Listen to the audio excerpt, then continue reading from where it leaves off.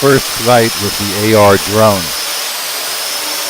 Here you can see it operating through the iPhone, and the camera that's on board is transmitting directly to the iPhone. Also has a button in the app for landing. It's really simple. All you have to do is press the landing button, and it handles everything on its own, comes straight down.